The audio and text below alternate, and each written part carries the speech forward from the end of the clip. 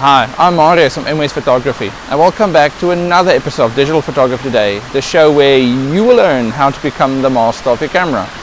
Now in today's topic we are going to talk about panoramas. Now if you look at today's tablets, iPhones, Android devices, they've all got panorama software on it, so you just take the pictures directly on your phone, the application stitches everything together and voila, there you've got your panorama. So it's really simple to take a panorama. But when it comes to our digital cameras, there's a lot more power that goes into it.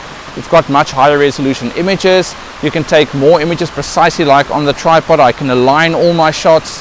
There's just so much more I can do. And then when I get to Photoshop, I can stitch them all together, clean the image up. There's little pieces I don't like in it, or if Photoshop like made a mess somewhere that it didn't properly blend it in together, you can still go into the layers and still work on it and fix it. Something that becomes a little trickier when you're sitting with like a phone or a tablet. Okay, so doing panoramas is not difficult. It's just important that you need to take the images as best as possible. Now you'll notice if you look at my camera, it's on a tripod. Do you need a tripod to take panoramas? No, you don't. It's just a lot easier to do it that way and a lot less room for error. What I mean with room for error is that if you hold the camera like this, you can very easily start to take images like this instead of doing it straight like that. That's why it's easier to do it on a tripod, because then I can easily pan the camera instead of with my hands going like this. It's very easy to go skew. Another thing is it's also very easy to tilt the camera like this when you're taking pictures, especially like where we've got rocks. So it's tricky to stand on the rocks and then still be able to get the camera perfectly like this without maybe going a little like that. Now when your images are skew, what can go wrong? If you take it into Photoshop, you'll find that sometimes the images don't align properly. You run into problems where there's not enough information for Photoshop to stitch it together, and then you start running into problems with the pictures not blending into each other properly, or it needs to stretch it that much more to get everything to work with that image. So if you do it on your camera, a very important point, when you take your pictures, overlap them. So try and overlap by say maybe 20-30%. The more you overlap, the more information you have to stitch everything together. So for instance, here I'm sitting at this little water stream here, and there's a bridge here, and there's lots of guidelines I've got. For instance, the poles of the bridge, the trees I've got, you'll soon see once I take the pictures. I've got guidelines. So as I move the tripod, I'm going to make sure, for instance, say I've got the bridge there, and if my picture stops there, that's where the bridge ends. The next image, I won't start right behind the bridge. I'm going to start it with maybe this much of the bridge still sticking out, because then when those images get together, they've got something to overlap with. It just makes sure you've got more information and a better panorama in the end.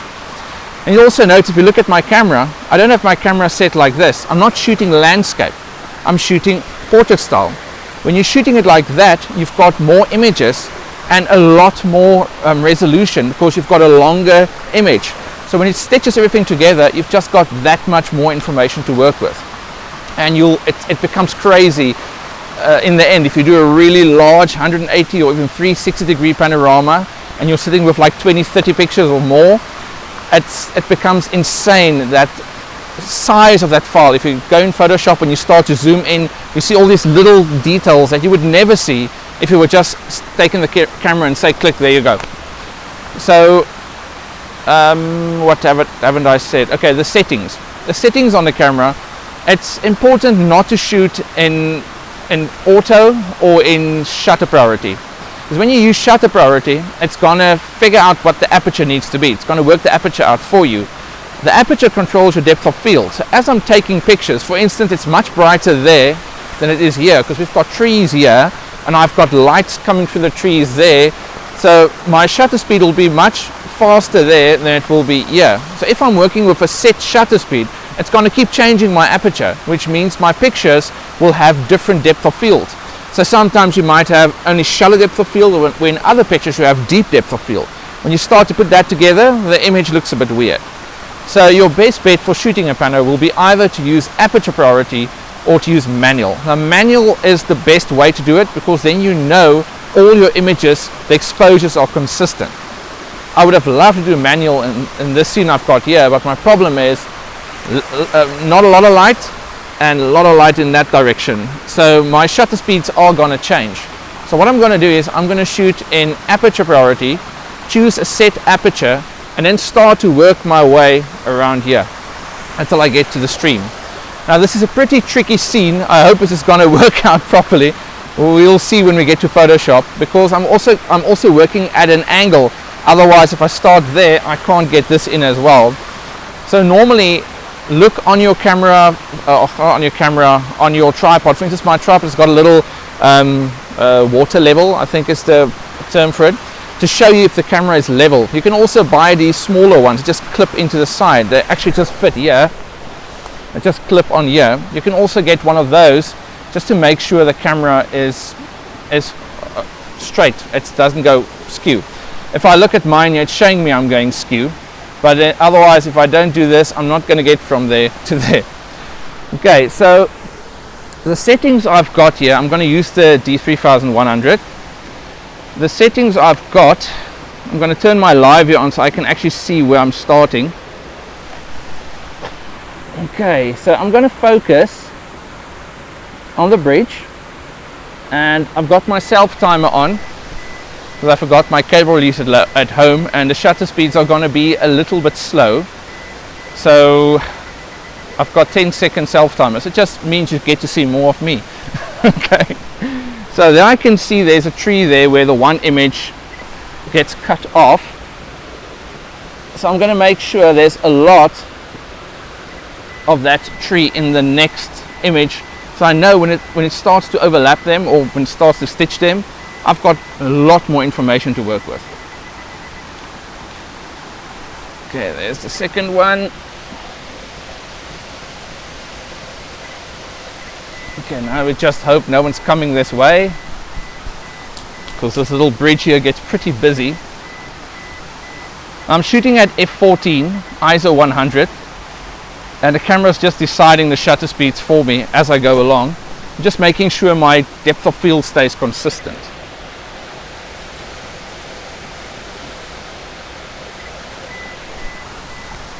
Now, as you can see, when you're shooting it like this, you just get so much more pictures in there, just a lot more resolution to work with in the end.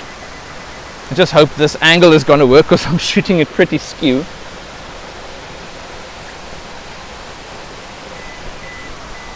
The nice thing about this tripod as well, this is the Vanguard Ultra Pro 263. It's got a degrees thing right here, so you can also look at the degrees marker and then see exactly how far you've got between each picture. Okay, now it's becoming tricky for me to see what I'm doing. Ugh. Not a lot of space for me anymore.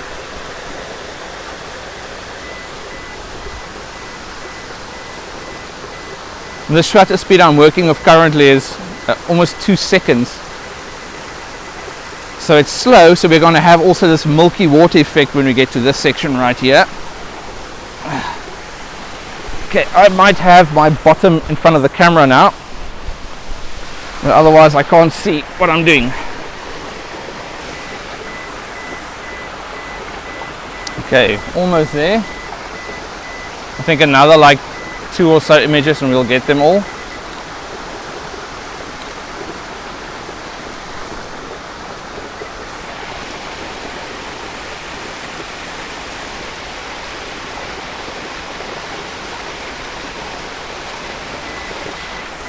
I'm already at the point where I'm starting to see almost the entire, or basically I've got the entire stream in there.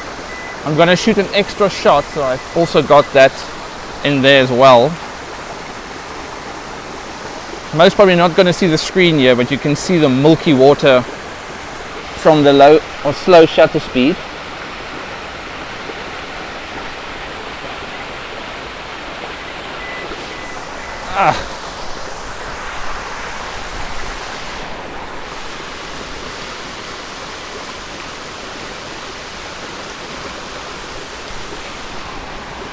Okay, I think that picture is done.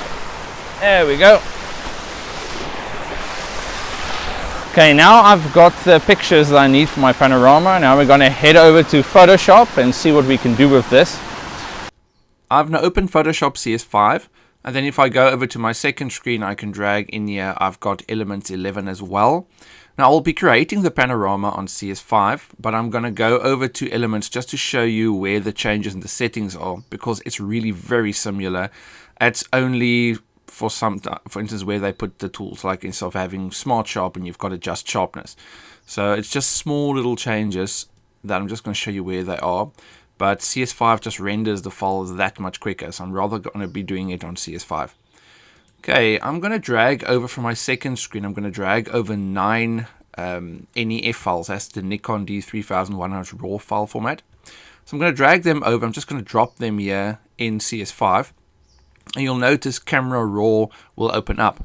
Now, if you just shot JPEG files and you drop it in there, it's going to open them all straight into Photoshop. It's not going to open Camera Raw unless you actually told Camera Raw to open JPEGs as well. So I'm first going to do a few basic adjustments in here, and then I'm going to drag the files, or I'm going to open them, not drag them, I'm going to open them up all in Photoshop. Now, a very important thing here is I want consistency. So I don't want to edit them all separately. I want to edit them all together. So you can see I've got an entire list of files right here. Now I can, for instance, click on this one, but I can then also say select all at the top, or you can just press Control and A. And what's going to happen is all of them are going to be selected. So if I change something on the settings right here, it's also going to change them on all these images as well, which is very important. You don't want the one image to have a blue cast and the other image to have a more warmer cast, or the one to have more contrast than the other one. Okay, so if we're looking at white balance, this was a bit shady where I was sitting. There wasn't direct sunlight. So if we go to shade, this is totally too warm. Cloudy, still a bit too warm. So I think in this case, auto, that looks most natural to me. So I'm just going to leave it there. It's going to be the quickest. And then I'm going to first start to look at recovery, full light, and stuff like this. For instance, recovery, I'm going to drag the recovery slider. You can see, for instance, in the water, look in this section right here. You can see I'm bringing back some detail. For instance, if you look in this section right here, it's very white.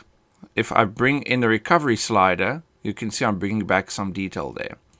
Then I'm going to go to the black slider. I'm going to add a little bit of contrast in here. I'm going to add a little bit of the fill light. And I'm also going to bring in a little bit of the clarity, the mid-tone sharpness. And then we can look at our before and after to see what we've got here. Just look at that big difference. Just look at the nice colors there in the water. I think I'm going to add a little bit of the vibrance as well. Just going to push the colors more. A little bit more of the clarity. And if I want to, I can maybe make it a little bit brighter by upping the exposure a little. Maybe bring the blacks in as well. I think that's the way I want to see my image. Okay, so preview, there's our before, there's our after. And you'll notice it updated it across all the images. So this one is updated, this one is updated. All the pictures has been updated. If you look at the settings here, it's all been changed to this setting, or to the settings I chose here. I'm just going to say select all again. And then here at the bottom, we just need to make sure that we're opening up large files. You'll notice in an element, or at least in my element, when I open the raw files, it doesn't have this option here in the bottom. This is about the same in elements as well. Here you can choose the size of the files. Now the sRGB is perfectly fine. That's fine. Just make sure you open the files the size they are from the camera, because otherwise you're basically chucking away pixels. So I'm just opening a file that's going to be the same as, or sending this to Photoshop in the same resolution that the file is, because it is a 14.2 megapixel camera. You can up the size as well, but this is basically, I think it was the native file size that the camera gives, or the largest file size. I'm just going to press OK. Now I can say here, open images. The moment I do that, it's going to open up all the images right here. You'll also notice in the directory where your pictures are, if I go over to the folder that's got the pictures, you can see it has created XMP files. Those XMP files right there. Now XMP files are sidecar files. Those settings that I adjusted in Camera Raw just now, those settings are saved in those XMP sidecar files. So if you delete those XMP files, you delete all the settings we've done. As you can see, I've got all the images right here at the top to create the panorama with. So the next step is to add them all together in the photo merge tool so that we can create a panorama. To do that, you go to File at the top, go down to Automate, and then just choose Photo Merge. Now on Elements 11 it changes a little. I'm going to bring in Elements. You have to go to Enhance here at the top, click on that, go to Photo Merge, and then just choose Photo Merge Panorama. That's the only difference. You are going to get the same screen like this. Next step is to add all the open files. So if I choose this, you're going to see all the file that's open here will now open up here. You can work with auto. It works most of the time perfectly fine.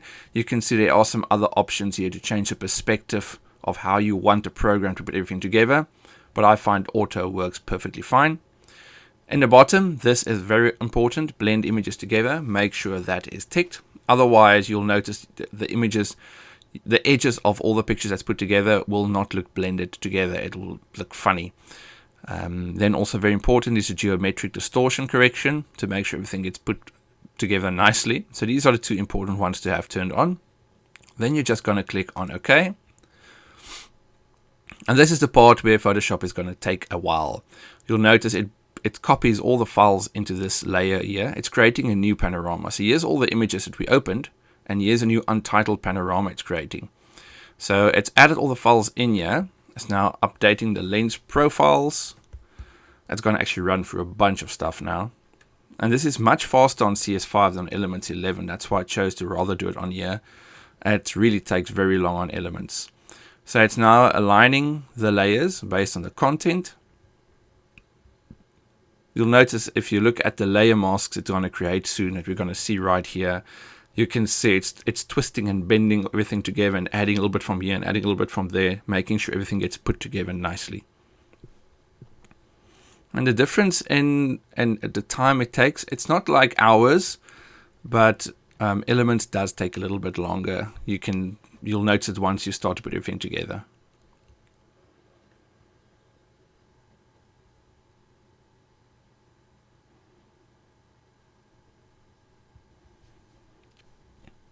Okay, now it's created the panorama for us. You'll notice if you were using JPEGs, it'll also be a lot faster to put everything together.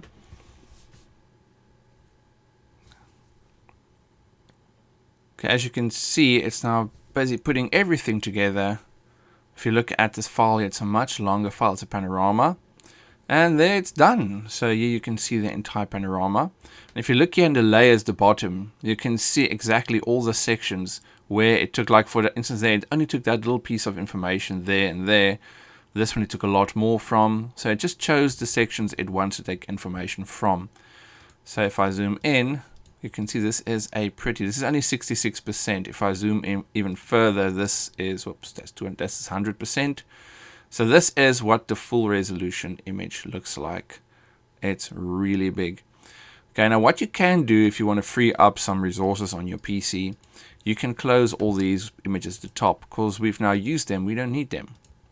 So this just makes the PC, or at least makes the PC a lot slower, because the program needs to keep all this information in its memory as well. So I'm just going to close these, because I'm recording this video as well. That's also taking some resources. Okay, now you can try to work on the image like this if you want to keep all these layers. Because this file is very large, it's also going to make the PC much slower. So if you want to speed it up, it's much easier just to flatten this entire thing. So you can go here to Layer at the top and just choose Flatten Image, and you'll notice your PC will become much faster. Okay, the next thing we need to do is to crop the image so that we got the most out of the image that we can. And there's two ways you can do this. You can either take the grids here at the top on the ruler and then just put them on the sides so that you know exactly where the most of the image is, because we're going to be cutting this section out right here. If you don't want to do that, there's also a very simple way. This works on Elements as well. You go to the rectangular marquee tool, this one right here, and you just make a block on the image. Then you go here to Select and you choose Transform Selection. It's going to add blocks around it, and you can now take your time and choose exactly what you want to have in your panorama, because we're going to have to make sure we don't, for instance, go too high and then get a piece of that white in there. You can also use, there are tools like content aware filling, where you can add some information in there. I'm going to leave that out for this video. Otherwise, it's going to become terribly long. So I'm just going to focus on getting the most from this that we've got right here. And I think that is about it. Okay, when you're done with the selection, you just double click and you're going to see the bounding box there, or as they call the running ants or the marching ants, showing you where your crop is going to be. Then you just go to image and you choose crop. And there we've got our panorama. Now there's a few things we can still do to this before we save our final file. So we can, for instance, go to levels, which is going to be Control+L, the shortcut for levels. And I can even add a little bit more contrast in here if I really want to. Okay, so there's our before, there's our after. I think that looks a lot better. And then I can also, if I want to saturate some more colors, I can go to use saturation, saturate these colors and even more if I want to. But then also very important, we can sharpen this image. Now at the moment, this image, I'm showing you only 8.33% of the full size. So if I zoom in here on the navigator, this is what 100% looks like. So I'm going to go to filter and sharpen and smart sharpen. Now on elements, this changes a little. I'm just going to bring it over here. You have to go to enhance and then adjust sharpness. It's not highlighted now that you can use because I don't have an image open, but you go to enhance and adjust sharpness, and it opens the same dialog box here that you've got with smart sharpen. So yeah, I can add the sharpness I want. I'm going to be working with, say, a radius of 2. I think that looks fine. Just look at all the detail coming out there. Amount, maybe push it even a little bit more. There we go. I think that looks really nice. Brings a lot more detail from the image. Don't know what that is that's lying there.